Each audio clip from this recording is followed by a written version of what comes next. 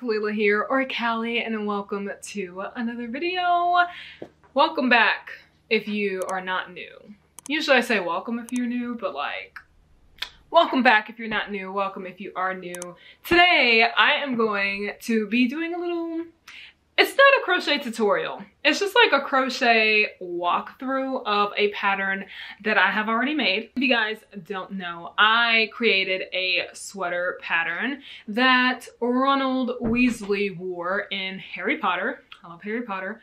I'm Slytherin, but I will be making another Gryffindor sweater. The first one I made was a year ago. Well, 11 months ago, but next month makes 1 year. It was my first ever sweater pattern. It was my first ever garment that I crocheted, and it is like not size inclusive or anything. I didn't know about stuff like that. I just thought people just wrote patterns based on what they did, and I didn't think about like other people needing different instructions for different sizes and such.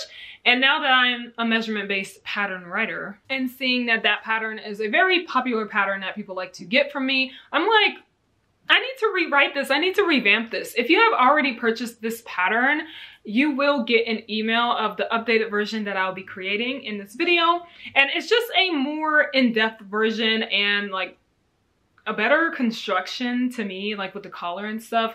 And I don't know, well, I haven't made it yet, so I don't know if it will be a better construction, but it will be a better pattern. And I'm just going to, I need to let my cat out, hold on.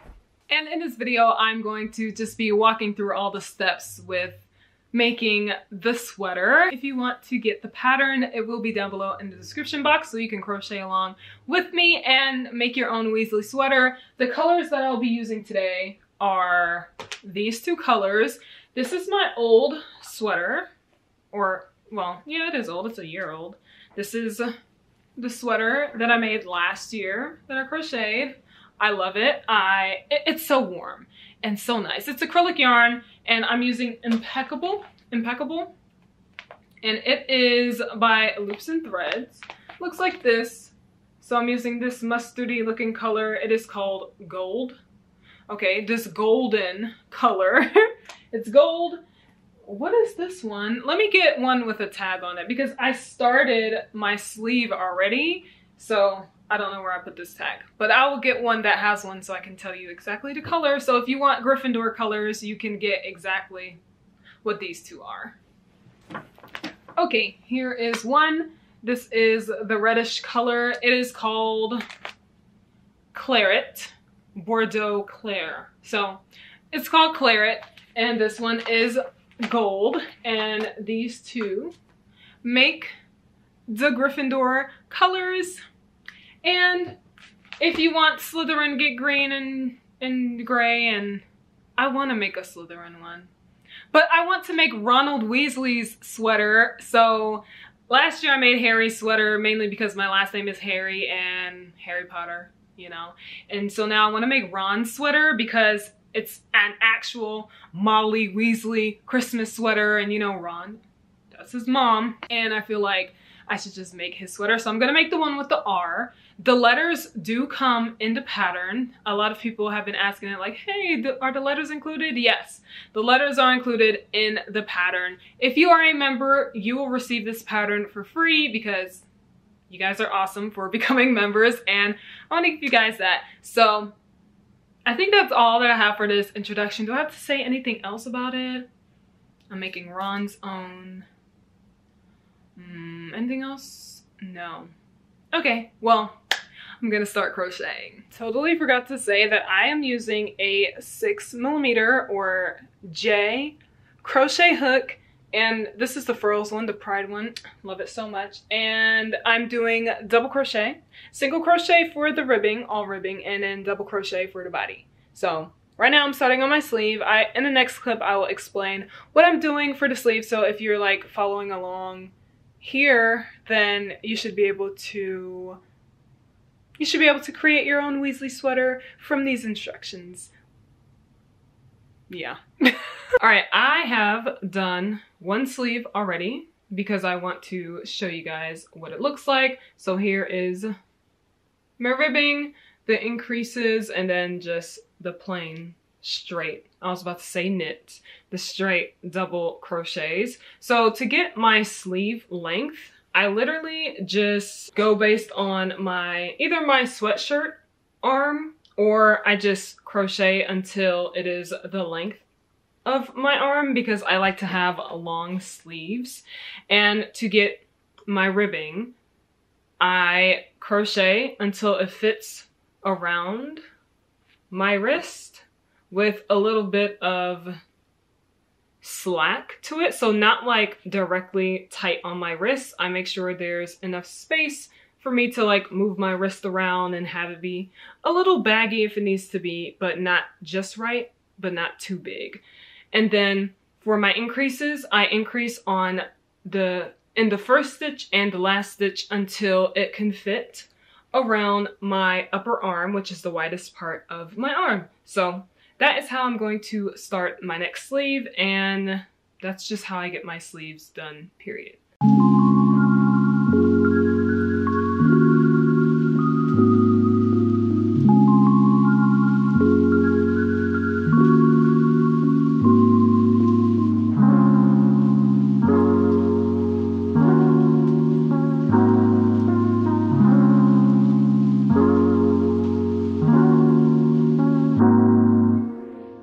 I have crocheted all of my ribbing for my sleeve, and it fits around my wrist nicely. It has some nice extra positive ease, I guess you could say. And now I'm going to actually start going into the top of this ribbing, or the side, I guess you can say. Just flip your ribbing over, and I'm going to do a single crochet into every single space just as a foundation row. This doesn't count as a row to me. I just do it as a foundation row so that when I start doing my double crochets, these won't stretch out. Like you can see here, these spaces here won't stretch out, and there won't be like extra holes in the foundation row. So I am going to do one single crochet across, and then after that I'm going to actually start row 1 for my sleeve. And for about 9 rows, I believe, let me see what I wrote down. No, like 8 rows, I increased in the first stitch and in the last stitch, and I did that until it fit around my upper arm with some positive ease. Of course, it will be different for everyone, so don't go based on 8 rows like I said. Just go based on, this is crooked.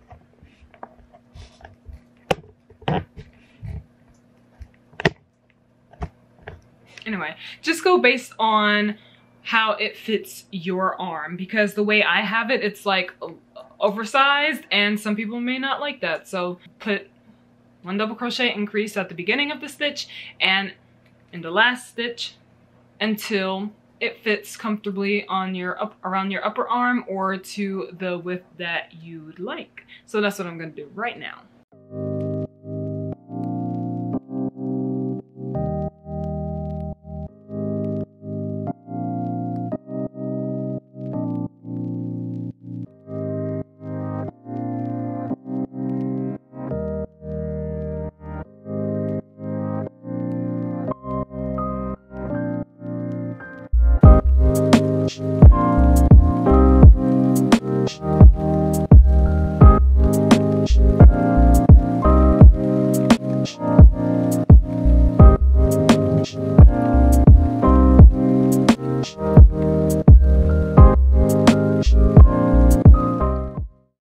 Weird filming in the same spot, but I literally just don't want to move at all. So anyway, I have finished my increases, and I know this looks short, like that wise, but it is wide enough to fit around my upper arm.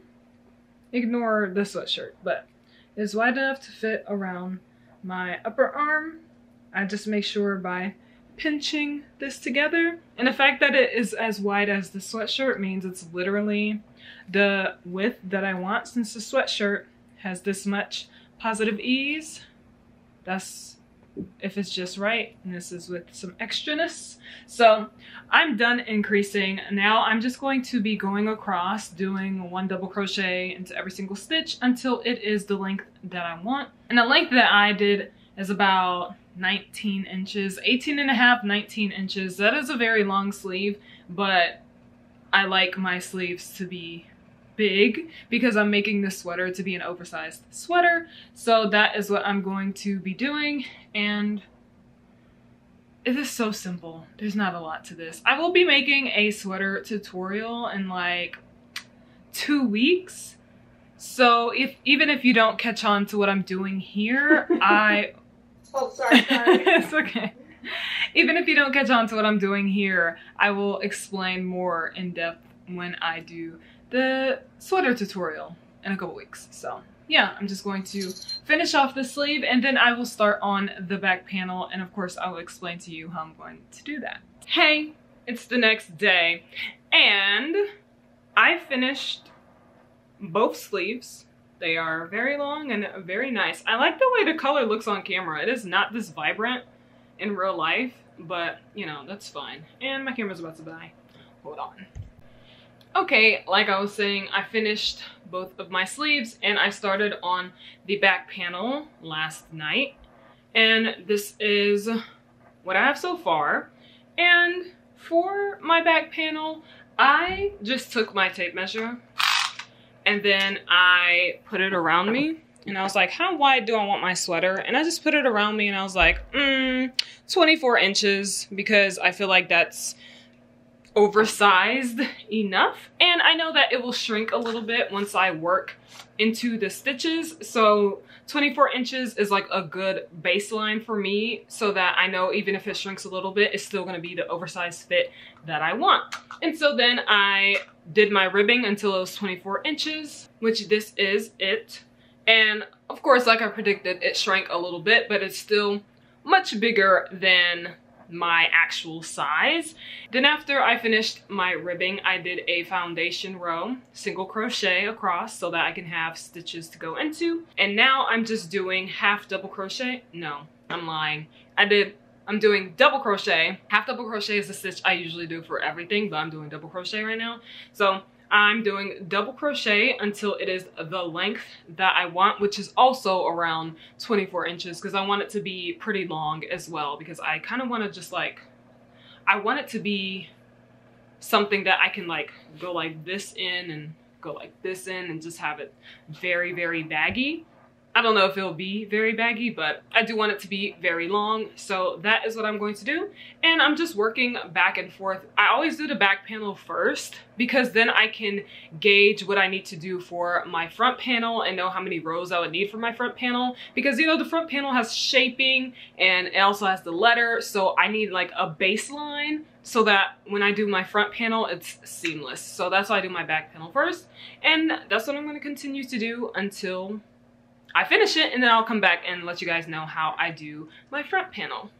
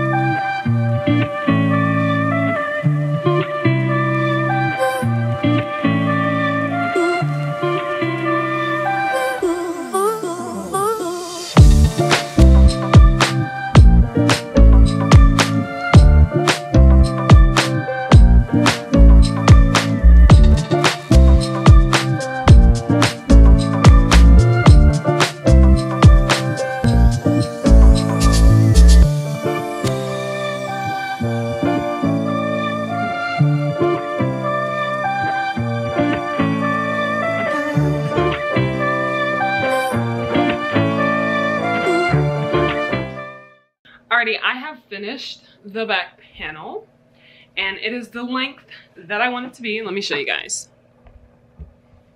Okay, this is how long it is. This is my waistline right here, and this is where it stops up here and then goes right there, right to my waistline. So it is so perfect. Now is the part where it may seem like it's the hardest part, which is figuring out when to start your letter. For me, this is how I do it, and this is the easiest way that I believe. This is the easiest and simplest way that I have found. So to begin, I put my panel right on me. I make sure I take this to my shoulder so that I know that's where it's going to stop. And then I make sure this is lined up nicely, and I feel where my belly button is. Once I feel where my belly button is, that's where I know I will stop crocheting before the letter. So do your ribbing, crochet until your belly button, so wherever you want your panel to stop. If you want your panel to stop lower, drag this lower and then press your belly button. Of course, there will be more going up here if that's where I wanted it. So press on your belly button and crochet this much before your letter. I'm gonna count how many rows that is, do my letter, and then I will tell you guys how I do my shoulder shaping for the rest of the sweater.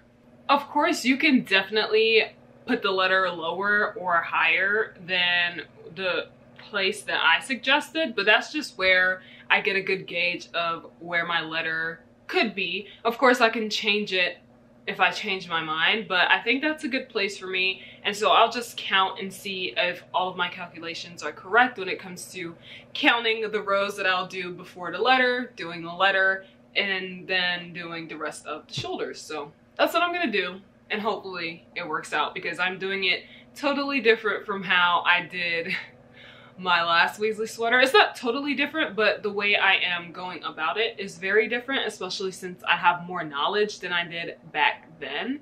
And back then I was solely focused on like stitch count and row count. This time I'm just doing more measuring than I did before. So hoping this works out, because it's like I'm doing it for the first time all over again.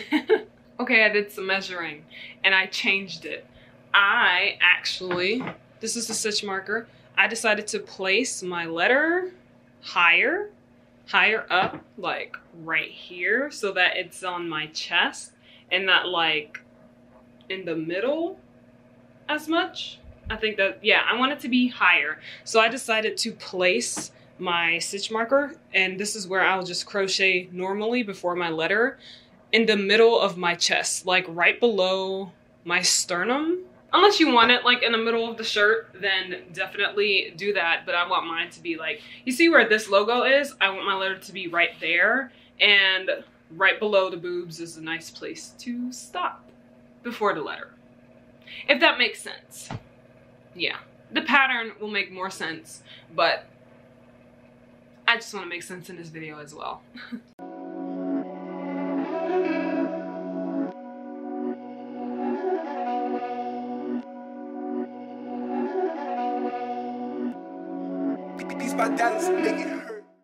Okay, I finished the entire letter, and I did do what I said the second time with making sure I reached my sternum area before doing the letter. So this is what it looks like. Wait, just the right side. This side? Oh, okay. This side is the right side. This is the letter. This is the bottom of my sweater. So this is where it is so far. It actually doesn't go all the way up here because I need to shape the shoulders, and I'm just doing like 4 rows of shoulder shaping.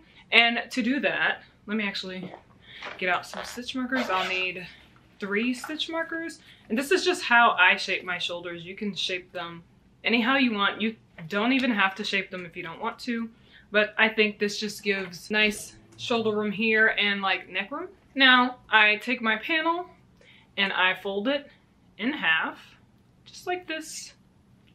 Boom, boom. Just so I can find like the midpoint, and it doesn't have to be specific like stitch count wise. You don't have to be very you don't have to rely on stitch count for this, in my opinion. Just find the middle and place a stitch marker there. Now you're going to open this back up and measure out 2 inches from this middle stitch marker. When you measure out 2 inches from the stitch marker, place another stitch marker. And then you'll do the same thing on this side. So I'm gonna do that and I'll show you guys where my stitch markers end up. Okay, I measured out around 2 inches on each side. It doesn't look like a lot, but now that I have placed both stitch markers, I'm going to take the stitch marker out from the middle because I don't need it anymore. I only needed it to get the center point. And so now this is where you're going to start shaping the shoulders. So it's a 2-row repeat that I do. I do a double crochet across and then I decrease right here. And when I decrease, I make sure I take out the stitch marker and use that as one of the decrease stitches. So you'll have like 1 stitch left and then take this one out. So you have 2 stitches left, you decrease that, then go back across, 1/2 double crochet, the 2nd row. That's it. You only decrease when you get to the center part, and you'll do the same thing on the other side. The pattern explains more, but that's just what I do. So I'm going to shape these shoulders and then I will show you guys the finished product, and then I will put my sweater together and start the collar, which I'm very excited to do because I love seeing the finished product and then like adding on the collar, and I don't know, it's very calming to me, even though it's the most annoying part because it's ribbing. Ribbing is so annoying to me. If you see all this in the background, my sister's about to do a podcast and like all her yarn is here. But yeah, so that's what I'm gonna do.